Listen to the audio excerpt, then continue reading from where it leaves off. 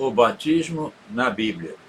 Primeiro, as crianças devem ser batizadas. Segundo, devemos desejar ser batizados com fogo.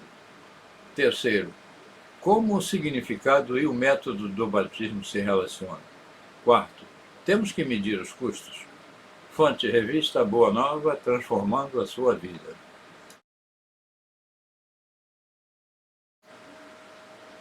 As crianças devem ser batizadas?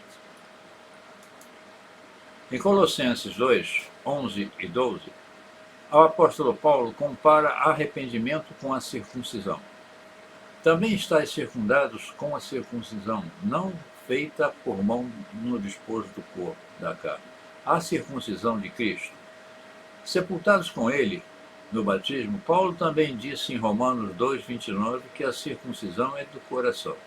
A circuncisão física, a remoção cirúrgica do prepúcio do homem, que Deus ordenou se tirasse na infância, Gênesis 17, 12, demonstrava aos descendentes de Abraão que eles tinham um acordo formal com Deus. A circuncisão do coração representa um propósito semelhante. Quando mudamos a nossa maneira de pensar e de agir, demonstramos a nossa submissão para com Deus sob as condições de um novo acordo com Ele. Apesar de Paulo comparar o batismo à prática da circuncisão física, ele não quis dizer que as crianças deveriam ser batizadas. Com efeito, Jesus abençoou as crianças, Marcos 10, de 13 a 16. Mas isto foi completamente diferente do batismo, que é um símbolo externo de um profundo compromisso interno. Ao contrário da circuncisão, a qual é melhor ser feita durante a infância, Gênesis 17, 12, o batismo tem de esperar até que amadureçamos suficientemente para compreender o arrependimento e a magnitude do compromisso da vida para se seguir a Deus. A seriedade do batismo indica que é uma decisão que deve ser tomada só por pessoas adultas.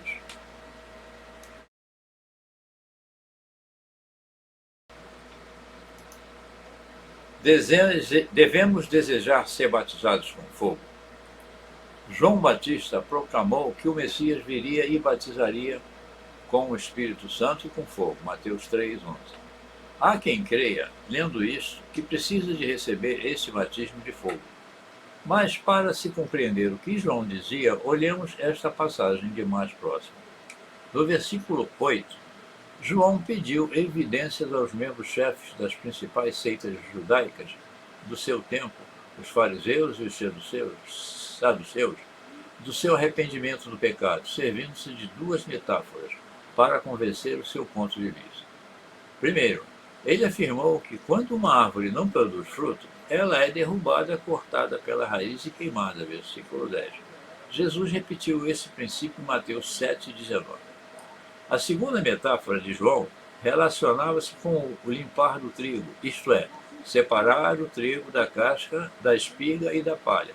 Aqui João estava a figurar como Jesus lidará com quem não produzir fruto. Em sua mão tem a pá, crivo, limpador, e limpará a sua eira, e recolherá no celeiro o seu trigo, e queimará a palha com um fogo que nunca se apagará. Mateus 3, 12. Os dois exemplos mostram o tema principal da Bíblia. Deus quer que nos tornemos como Cristo e que produzamos fruto. Por isso é que Jesus nos prometeu a vida eterna, a qual é a mensagem do Evangelho. Os que recusar arrepender-se e mudar o seu modo de pensar serão consumidos pelo fogo. Malaquias 4, 1.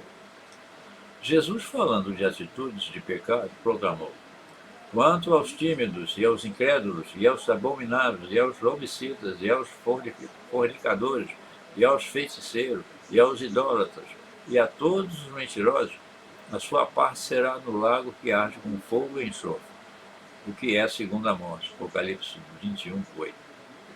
O Apocalipse 20, 15 junta: e aquele que não foi achado escrito no livro da vida foi lançado no lago de fogo. Este lago do fogo é a segunda morte. O batismo de fogo para quem não se arrepende, e certamente não é coisa boa que desejemos experimentar.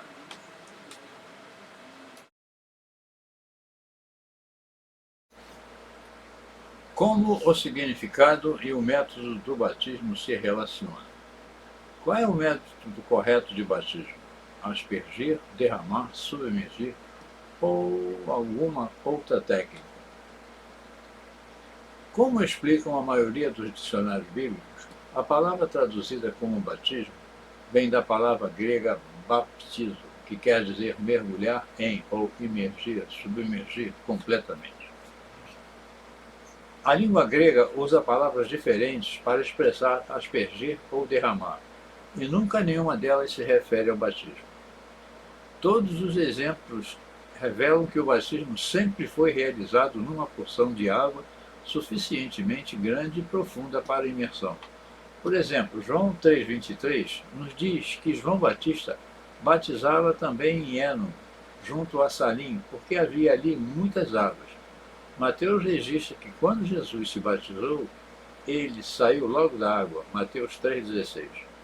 Todos os outros exemplos de batismo realizados pelos discípulos de Cristo, mencionados nas Escrituras, seguem este padrão. Lemos em Atos 8,38 que desceram ambos à água, tanto Felipe como Eunuco, e Felipe o batizou. Não há nenhum exemplo bíblico de qualquer outra forma de batismo em água. Em Romanos 6, encontramos uma razão importante para que a imersão constitua a única forma apropriada de batismo. Quando Paulo descreve o batismo como uma sepultura simbólica, versículos 1 a 6, nenhuma outra forma de batismo, exceto imersão total em água, pode representar uma verdadeira sepultura. O batismo representa a sepultura do nosso velho eu. As Escrituras mostram que o batismo deve ser realizado em água suficientemente profunda para se imergir, submergir completamente o novo crente. O batismo feito assim tem um profundo significado. Romanos 6 mostra que o batismo representa não só a morte do nosso velho eu, mas também a nossa fé na morte, sepultamento e ressurreição de Jesus como nosso Senhor e Mestre. Também representa a nossa ressurreição de uma morte simbólica para uma vida nova e convertida, ao sairmos da sepultura da água do batismo. E ela também representa a nossa fé que, assim como Jesus Cristo ressuscitou do sepulcro, então Deus vai nos ressuscitar a imortalidade no retorno de Cristo.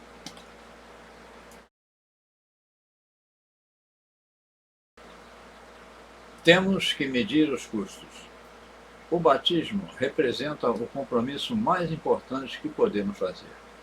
Ele significa a nossa vontade de entregar total, absolutamente nossa vida ao nosso Criador, eliminando nosso velho eu e saindo da sepultura da água para vivermos uma vida nova e transformada.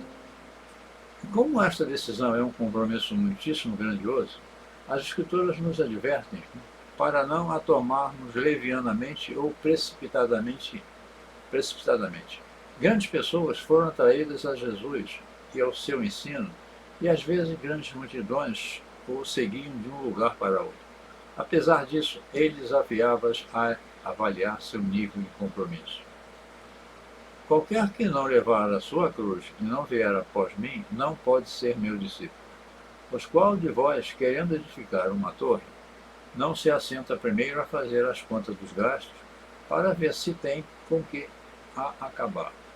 Para que não aconteça que depois de haver postos os alicerces, e não a podendo acabar, todos os que virem comecem a escarnecer dele, dizendo: este homem começou a edificar e não pode acabar.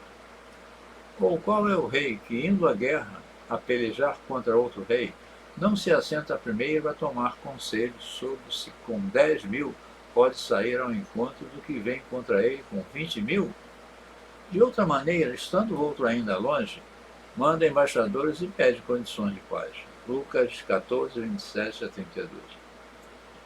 Ele usou dois exemplos para ilustrar o seu ponto de vista de que devemos medir os custos, reconhecer e estar cientes das consequências do nosso compromisso em seguir. Primeiro, ele usou o exemplo de alguém que inicia um projeto de construção caro e demorado.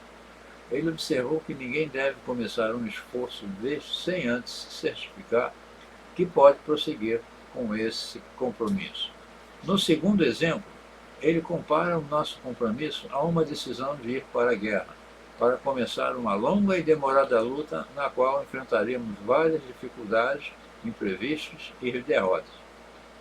Estamos dispostos a permanecer comprometidos a manter essa luta até o fim, independente dos sacrifícios pessoais que isso possa acarretar? O nosso compromisso, disse Jesus o Messias, deve ser total. Qualquer de vós que não renuncia a tudo quanto tem, não pode ser meu discípulo. Versículo 33. O batismo representa o nosso compromisso consciente e resoluto em colocar Deus acima de tudo, sem importar o custo. Na verdade, o compromisso que ele espera de nós é grande, mas a recompensa é ainda maior. E temos a promessa da ajuda de Deus, porque ele disse: não te deixarei, nem te desampararei. Hebreus 13:5. E Paulo nos lembra: tendo por certo isto mesmo, que aqueles que em vós começou a boa obra a aperfeiçoará até o dia de Jesus Cristo. Filipenses 1:6. A despeito das dificuldades enfrentadas, Paulo permaneceu firme e enfocado na coroa da justiça me está guardada, a qual o Senhor, justo juiz, me dará naquele dia. E não somente a mim, mas também a todos que amarem a sua vinda. 2 Timóteo 4:8. Ele sabia que as aflições desse tempo não são para comparar com a glória que em nós há de ser revelada. Romanos 8:18. Temos que avaliar cuidadosamente os custos antes de nos batizarmos. Uma vez que nos arrependamos, aceitemos o sacrifício de Jesus. Somos batizados, recebemos o Espírito de Deus. Não há como voltar atrás. Jesus disse para não hesitarmos em nosso compromisso.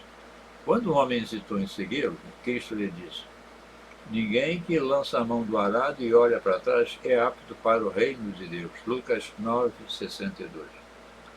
Deus nos oferece um futuro tão glorioso que os desafios e dificuldades que possamos encontrar neste caminho são ínfimos em comparação. Portanto, como nos diz Hebreus 2:1-3, por isso devemos prestar mais atenção nas verdades que temos ouvido, para não desviarmos delas. Não há dúvida de que a mensagem que foi dada por meio dos anjos é verdadeira, e aqueles que não a seguiram, nem foram obedientes a ela, receberão o castigo que mereciam. Sendo assim, como é que nós escaparemos do castigo se desprezamos uma salvação tão grande?